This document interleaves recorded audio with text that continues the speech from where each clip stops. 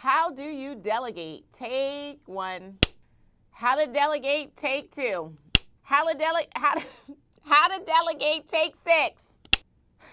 How to delegate? Take 184.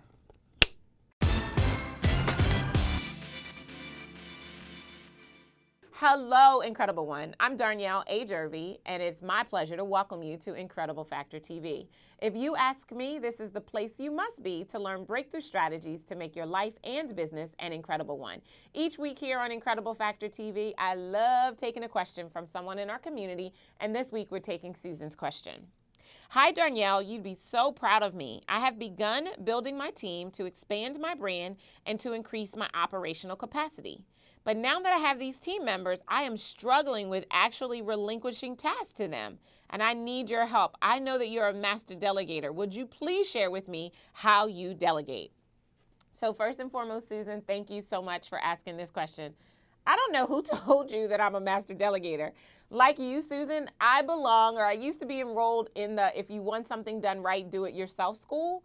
But what I have learned is that that doesn't serve me or my business well. At the end of the day, the things that I had spent my time doing weren't making me money. I was making careless mistakes, and I was creating more work for myself. So sheerly out of the fact that I needed to make sure that the work that I do is the work that is directly tied to bringing revenue into my company, I began to delegate. And as a result, now I do have an amazing team, over 16 people who are supporting my business, my brand, and helping me to serve the world in an amazing way. But let me just tell you, it's definitely been a learning process to get to this place. So I want to share with you one of the activities that I do with my clients to really help them to get clear when they are ready to build a team and ready to start taking tasks off of their plate that don't directly relate to revenue. So I want you to grab a piece of paper and I want you to draw 2 lines down of it so that you have 3 columns. In the very first column, Susan and everybody else who's listening, I want you to write down everything that needs to be done in your company to ensure that you serve your clients, are making sure that you are operationally efficient, and making sure everything that needs to be done gets done. Everything that needs to be done, first column.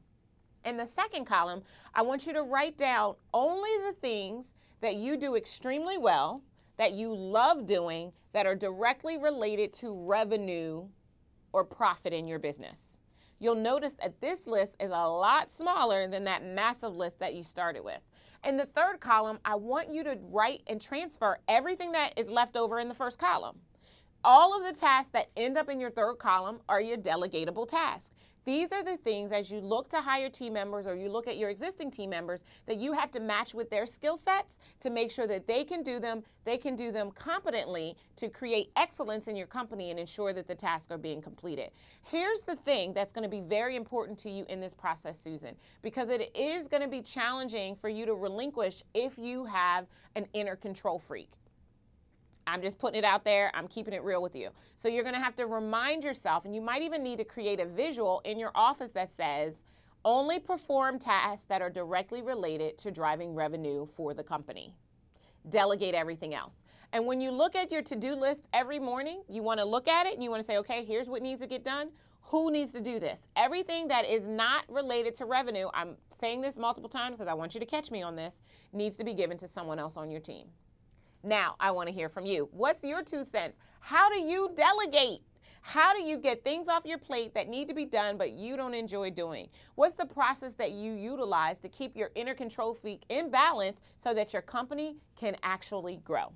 You'll want to make sure that you share your 2 cents with us during our after party, because that is when all the magic really happens. I love reading your comments and responding to them because it really does help our community learn and grow how to make their businesses incredible ones.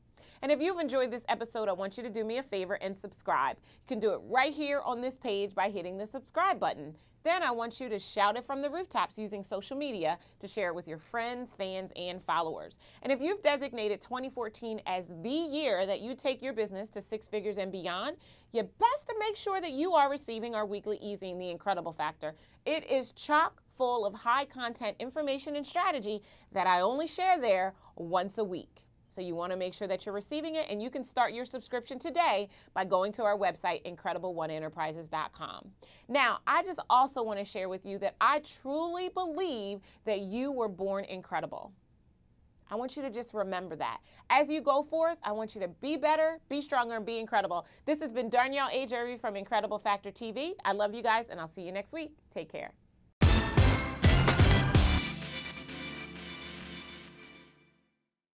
Unleash Your Incredible Factor Live is coming. To learn more or secure your seat, visit www.unleashyouриncrediblefactor.com.